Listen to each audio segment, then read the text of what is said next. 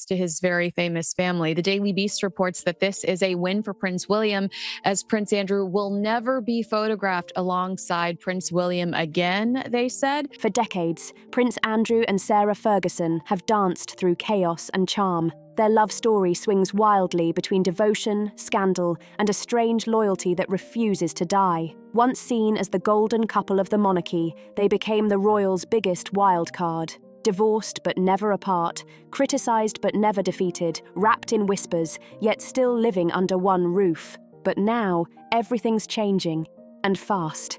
With shocking new moves from inside the palace walls, the truth about their strange bond is finally being dragged into the light. So what really ties Andrew and Sarah together after all these years? Get ready, because this revelation shakes the royal family to its core. In an extraordinary move no one saw coming, King Charles has reportedly begun the process of stripping his brother, Prince Andrew, of his royal titles, and even forcing him out of his Windsor residence. It's a royal earthquake, marking one of the harshest actions ever taken to contain the fallout from Andrew's disgraceful ties to the late convicted offender, Jeffrey Epstein. Buckingham Palace didn't sugarcoat it either. Their statement called the decision necessary, underlining just how deep the damage runs inside the monarchy. For decades, the royals stood united, but now the cracks are wide open for the world to see. And the big question remains, will this drastic move be enough to repair the royal family's battered reputation? At 65,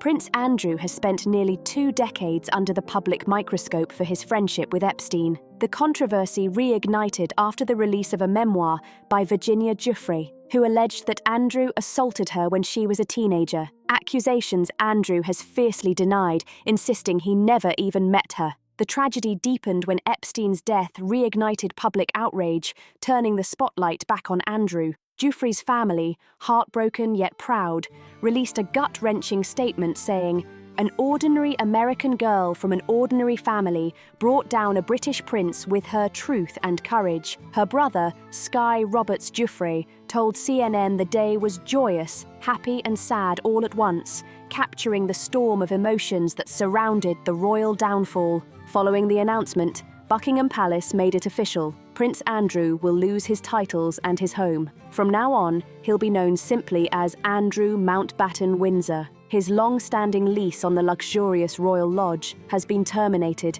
stripping away not just his comfort, but his royal privilege. The palace confirmed that Andrew will be relocated to a smaller, privately funded residence on the Sandringham estate, about 100 miles north of London. Unlike the Royal Lodge, which sits inside Windsor Great Park and is tied to the Crown Estate, the Sandringham property will be paid for by King Charles himself. Royal insiders say the move is being quietly planned for after Christmas, possibly to avoid awkward family tensions during the holiday gathering at Sandringham, where the royals traditionally celebrate together. Reports suggest that Andrew had already been cut from this year's holiday guest list, a silent sign that his royal exile has truly begun. His earlier attempt to calm the public by voluntarily giving up his titles backfired completely. The headlines didn't stop. If anything, they grew louder. Questions continue to swirl about how he managed to afford a multi-million-dollar settlement to Giuffre back in 2022, despite no longer being a working royal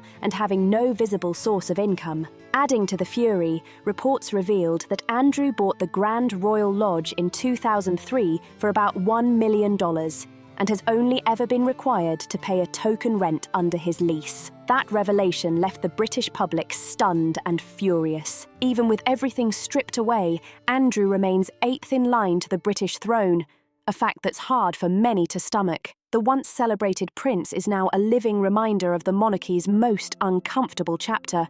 And this time, no amount of royal silence can hide the scandal. Removing Prince Andrew from the royal line of succession isn't something that can just happen with a royal decree. It would actually take a full Act of Parliament and the agreement of Commonwealth nations across the world, a complicated legal maze that could drag on for ages. The last time something this serious happened was all the way back in 1936, when King Edward VIII gave up the throne to marry Wallis Simpson. Instead of a formal act of removal, King Charles is reportedly preparing to issue royal warrants to strip Andrew's peerages and honours, a punishment that hasn't been seen in decades. Andrew once carried some of the most prestigious titles: Earl of Inverness, Baron Killyleagh, and a Knight Grand Cross of the Royal Victorian Order. He was even a Royal Knight Companion of the Most Noble Order of the Garter. But all those honours are gone now. This decision takes effect immediately, marking the most dramatic royal censure in recent memory, a bold message that accountability finally applies, even within the monarchy itself. But how did it all come crashing down? Let's rewind to where the whole storm began, the Prince Andrew and the Epstein scandal. The saga first exploded into public view through a BBC Newsnight episode that aired on November 16, 2019. A tense 58-minute interview between journalist Emily Maitlis and Prince Andrew, Duke of York, whose full name is Andrew Mountbatten Windsor. The conversation centred on his friendship with Jeffrey Epstein, the American financier convicted of serious crimes, and Andrew's answers stunned the world. His tone was detached, his explanations bizarre, and his lack of empathy infuriated the public. The backlash was instant. By May 2020, Andrew announced he would permanently step back from public life. And by October 2025, after years of renewed outrage, he officially lost everything: his royal titles, honours, and even his birthright as a prince. But the cracks had started long before. Back in 2011, BBC News reported that Andrew's friendship with Epstein was drawing non-stop criticism, with growing pressure for him to give up his role as a UK trade envoy. Around that time, his ex-wife, Sarah Ferguson, publicly admitted that Andrew had arranged for Epstein to pay £15,000 toward her debts, a confession that sparked pure outrage. Then came the photo that shocked the world. In December 2010, just months after Epstein's release from prison, pictures surfaced of Andrew walking side by side with Epstein in Central Park, New York. The public was furious. By July 2011, Andrew was stripped of his trade envoy position, and Buckingham Palace claimed he had completely cut ties with Epstein, but doubts lingered. Things escalated even further on December 30th, 2014, when lawyers Bradley J. Edwards and Paul G. Cassell filed documents in a Florida court accusing Andrew of misconduct involving Virginia Giuffre, formerly Virginia Roberts. Giuffre said she had been trafficked by Epstein and forced into encounters with Andrew when she was 17 years old. In London, New York, and even on Epstein's private island in the US Virgin Islands. According to Giuffre, Epstein paid her $15,000 after one of those incidents in London, and flight records confirmed that both she and Andrew were in the same places on the exact dates she mentioned. Then came the photo that became global proof: Andrew with his arm around Giuffre's waist, and Ghislaine Maxwell, Epstein's close associate, visible in the background. Andrew's defenders argued the photo was fake or edited, but Giuffre stood firm, saying it was real and that she was too terrified to defy Epstein because of his influence. She later filed a civil lawsuit against Andrew, which was settled privately in February 2022 for an undisclosed sum. In August 2019, new court files from a separate case between Giuffre and Maxwell revealed another voice, Johanna Sjoberg, who testified that Andrew touched her while posing for a photo inside Epstein's mansion. Around that time, the New Republic published a 2013 email exchange in which literary agent John Brockman described seeing a British man called Andy getting a foot massage from two Russian women at Epstein's New York home, only later realizing the man was Prince Andrew himself. Then came the breaking point. In November 2019, BBC Newsnight filmed the now infamous interview inside Buckingham Palace, broadcasting it 2 days later. During the sit-down, Andrew claimed he first met Epstein in 1999 through Ghislaine Maxwell, a statement that directly contradicted what his own private secretary had said back in 2011, who claimed the two had met in the early 1990s. Andrew also said he did not regret his friendship with Epstein, explaining that the connections and opportunities he gained through him were valuable at the time. When asked about Giuffre's accusations, Andrew denied any involvement on March 10, 2001, insisting he was at home with his daughters after attending a party at Pizza Express in Woking with Princess Beatrice. He claimed to have no recollection of ever meeting Giuffre and no memory of the famous photo taken at Ghislaine Maxwell's house in London. He said he'd hired experts to verify whether the image was fake, though the results were inconclusive. Andrew added that he had never been upstairs in Maxwell's home and doubted the photo's authenticity, pointing out that the clothes shown were his travel outfit. not what he would have worn at home in the UK. He further disputed Giuffre's claim that they danced together at Tramp nightclub, where she said he was sweating heavily. Andrew argued this couldn't have happened because he had temporarily lost the ability to sweat after suffering what he described as an adrenaline overdose during the Falklands War. Doctors later told The Times this explanation was medically unlikely, since adrenaline typically causes sweating, not prevents it. Interestingly, it had long been noted that his mother, Queen Elizabeth II, was never seen sweating in public, though Andrew never used this as justification. He admitted staying for 3 days at Epstein's New York mansion in 2010, despite Epstein's conviction involving a minor, describing it as merely a convenient place to stay. Yet later, he called that decision a grave mistake, saying he kicks himself daily for it, and that it was not becoming of a royal. He maintained he only visited Epstein to end their friendship, calling it the honourable and right thing to do, even admitting that perhaps he was too honourable for his own good. Andrew said that if needed, and after consulting his lawyers, he would testify under oath about his connection with Epstein. So what was the outcome of the interview?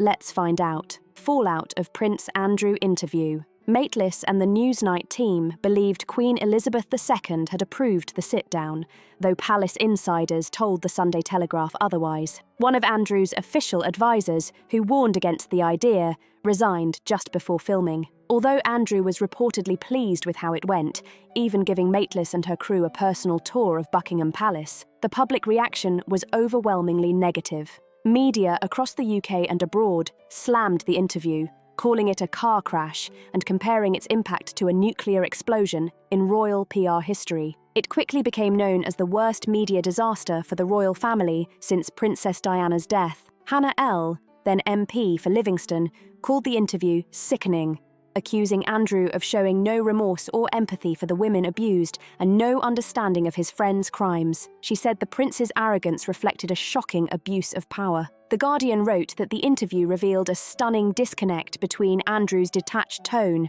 and the horrifying allegations surrounding him, a clash between royal privilege and the grim reality of exploitation. On November 20th, 2019, Buckingham Palace announced that Prince Andrew would step back from all public duties for the foreseeable future. With the Queen's approval, the statement also noted his sympathy for Epstein's victims. In the following days, Andrew resigned as Chancellor of the University of Huddersfield, while corporate sponsors such as KPMG and Standard Chartered withdrew their support from his Pitch at Palace programme. The palace later confirmed he had stepped down from all 230 royal patronages. By January 28, 2020, US Attorney Geoffrey Berman revealed that Prince Andrew had provided zero cooperation to prosecutors and the FBI investigating Epstein, despite his public pledge on Newsnight to assist authorities in April 2020. Reports revealed that the Duke of York Young Champions Trophy would no longer take place, as all operations under the Prince Andrew Charitable Trust had completely stopped. Just a month later, it emerged that the Charity Commission was investigating the trust over payments totalling £350,000 made to Andrew's former private secretary, Amanda Tears, raising fresh questions about financial oversight and accountability. According to The Times, senior figures in both the British Army and Royal Navy found Andrew's behaviour deeply embarrassing and reportedly believed he should lose all his military positions. Newsweek later reported that the majority of British citizens thought Andrew should not only be stripped of his royal titles, but also face extradition to the United States for questioning. A public demand echoing across social media and news outlets worldwide. Macaulay, one of Virginia Giuffre's lawyers, said the infamous Newsnight interview actually strengthened their legal case against Andrew, turning his own words into hard evidence. Then in January 2022, Queen Elizabeth II removed all of Andrew's military affiliations and royal patronages, officially declaring that he would no longer use the title His Royal Highness in any capacity. A dramatic move signalling royal accountability like never before. On October 12, 2025, British newspapers revealed an email Andrew had sent to Epstein on February 28, 2025, more than 2 months after he publicly claimed to have cut off all contact. In the email, he wrote, "We are in this together, and we'll have to rise above it." Later that month, Andrew announced he would relinquish his title of Duke of York and give up all associated honours. By October 30th, Buckingham Palace confirmed that King Charles III had officially started the process of removing every one of Andrew's remaining royal titles, honours, and styles, including his title of Prince. From that point on, he would be formally known as Andrew Mountbatten Windsor. On November 2nd, 2025, the UK government, following the King's advice, also began preparations to remove Andrew's honorary role as Vice Admiral of the Royal Navy, according to Defence Secretary John Healey during a BBC Sunday with Laura Quinsberg interview. In 2020, Emily Maitlis won the Network Presenter of the Year award at the RTS Television Journalism Awards, while the Newsnight interview itself earned Interview of the Year and Scoop of the Year, though the production team was also nominated for news coverage at the British Academy Television Awards. The public and media attention was enormous, making the episode one of the most discussed broadcasts in recent royal history. But what about those closest to him? Could Sarah Ferguson, Princess Beatrice, and Princess Eugenie avoid being dragged into this family scandal? Let's take a closer look. Impact of Andrew's scandal on his family. While much of the fallout is Andrew's own making, it has profoundly affected his immediate circle, his ex-wife, Sarah Ferguson, and their daughters. Ferguson, now 66, has faced renewed scrutiny because of her past connections to convicted offender Jeffrey Epstein. She will now move out of Royal Lodge and make her own living arrangements, though she is not expected to relocate to Sandringham with Andrew. Princess Beatrice, 37, and Princess Eugenie, 35, will retain their royal titles as daughters of the son of a sovereign. However, Ferguson lost her Duchess title, which once gave her public recognition and influence. For years, Ferguson largely avoided Epstein-related controversy, until September, when multiple charities severed ties after a 2011 email resurfaced in which she called Epstein "my supreme friend" and seemed to apologize for publicly criticizing him. The only charity she remains associated with is her own foundation, Sarah's Trust, which historically included the Duchess collection, items like tea and biscuit sets sold to raise funds. Though the website is no longer active, the charity's focus remains on helping vulnerable groups, including women often forgotten by society. BBC News tried repeatedly to contact Sarah's Trust to confirm whether its mission is still appropriate, given Ferguson's links to Epstein, but phone numbers and emails bounced. Outside of charity work, Ferguson continues running business ventures and pursuing her writing career. She has authored multiple books, including children's books, non-fiction on Queen Victoria, and her personal memoirs. Her latest children's book, originally scheduled for October 9th, has now been released on November 28th via Amazon. Waterstones confirmed the release of Flora and Fern. Kindness Along the Way was delayed, but did not provide a new publication date, leaving fans eager for the story to reach young readers around the world. Her publisher, New Frontier Publishing, has not commented, although an industry source told the BBC that delaying the book would be a sensible and strategic move, given the surrounding controversies. Other publishers of her previous works have stayed quiet about whether they will continue collaborating with her. HarperCollins, which released 2 of Ferguson's titles, including A Most Intriguing Lady in 2023, declined to comment but confirmed that both books remain in print. Neil Denny, editor of the book trade website Book Brunch, said publishers rarely drop authors outright. They simply choose not to renew contracts quietly. He added that while speculation about a potential memoir from Ferguson or Andrew continues, most publishers would likely proceed with extreme caution before taking on the story of the ex-Duchess of York, given the legal and public fallout surrounding the family. Beatrice and Eugenie have retained their princess titles, a small victory likely meant to protect the daughters despite Andrew's scandals. Both princesses seem to have left the UK this week. Beatrice appeared at an investment summit in Saudi Arabia, reflecting the family's long-standing ties to the Middle East, and also featured in a promotional image for a UAE bank. Eugenie was spotted in Paris with friends, seemingly continuing her life abroad. While there is some sympathy for the princesses, they have not entirely avoided the shadows of their parents' controversies. A photo recently resurfaced showing Epstein, Ghislaine Maxwell, and Harvey Weinstein at Beatrice's 18th birthday party in Windsor. The Telegraph also reported a leaked email from Epstein's UK lawyers suggesting that Ferguson and the princesses visited Epstein in New York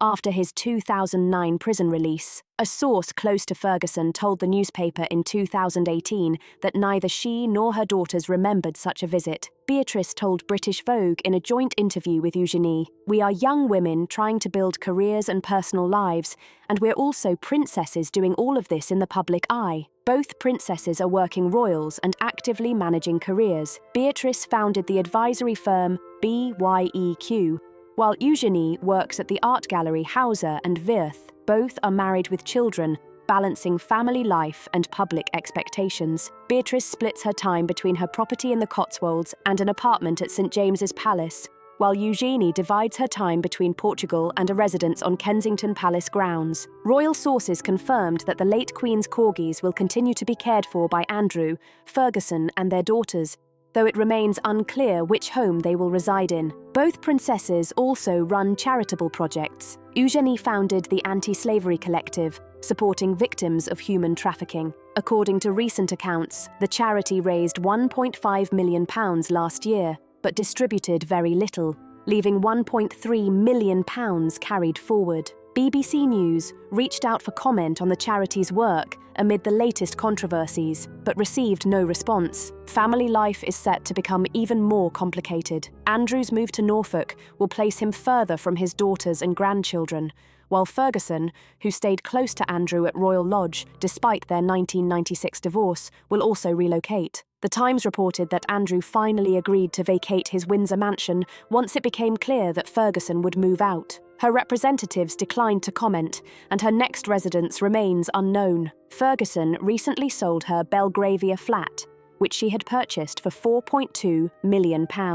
Land registry records still listed her as the owner, but her spokesperson confirmed to the BBC that the sale has gone through. What was the relationship between Andrew and Epstein? Let's find out. Andrew Mountbatten Windsor, once known as Prince Andrew, became one of the many prominent figures linked to disgraced financier Jeffrey Epstein. Andrew claimed he first met Epstein through Epstein's girlfriend at the time, Ghislaine Maxwell, in 1999. He later described their meetings as rare, probably occurring only once or twice per year, though he admitted staying at several of Epstein's properties over time. Epstein died in his New York prison cell in 2019 while awaiting trial on serious federal sex trafficking charges. Andrew's ties to Epstein were further highlighted by photos published in the Palm Beach Post, showing him at a charity fundraiser in 2000 at Donald Trump's Mar-a-Lago estate in Florida, where Maxwell was also present. Just months later, Epstein and Maxwell appeared alongside members of the royal family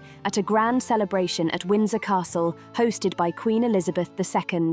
The gathering marked multiple milestones: Andrew's 40th birthday, Princess Anne's 50th, the Queen Mother's 100th, and Princess Margaret's 70th birthdays. A historic royal event shadowed by connections that would later spark scandal. Andrew's ties to Epstein and Maxwell continued for years. In 2006, he even invited the pair back to Windsor Castle for the extravagant 18th birthday party of his daughter, Princess Beatrice, an event covered by Britain's Mail on Sunday. Epstein's criminal record became more serious in 2008 when he pleaded guilty to 2 state prostitution charges, registering as a sex offender, a deal that allowed him to avoid federal prosecution. So when did Andrew's ties with Epstein really begin? The long-standing friendship between Prince Andrew and Jeffrey Epstein has continually raised serious questions about his judgment, especially given that Andrew was a fully active working royal at the time, a role he officially stepped away from only in 2019.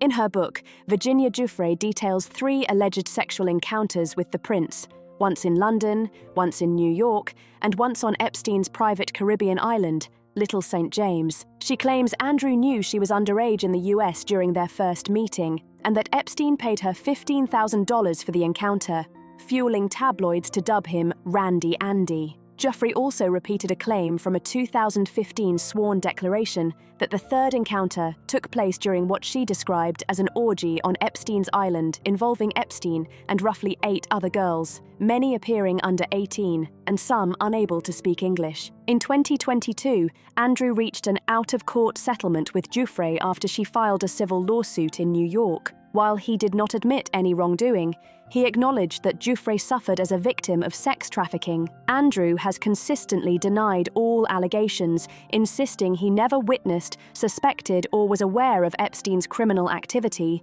as he stated in the now infamous 2019 BBC interview. He claimed to have cut all ties with Epstein in 2010, though a newly revealed 2011 email casts doubt on that assertion. Earlier this month, Mail on Sunday reported that Andrew seemed to reach out to Epstein again, telling him to keep in close touch and insisting, "We are in this together." Andrew has not publicly responded to these revelations. At the same time, London's Metropolitan Police confirmed they are actively investigating a report that in 2011, Andrew allegedly asked a police officer assigned as his bodyguard to gather potentially damaging information on Geoffrey, a claim that adds more fuel to the ongoing scandal. So what do you think about the Prince Andrew and Epstein scandal rocking the royal family? Share your thoughts with us in the comments section. Don't forget to like, subscribe, and share this video for more shocking updates on the British royals.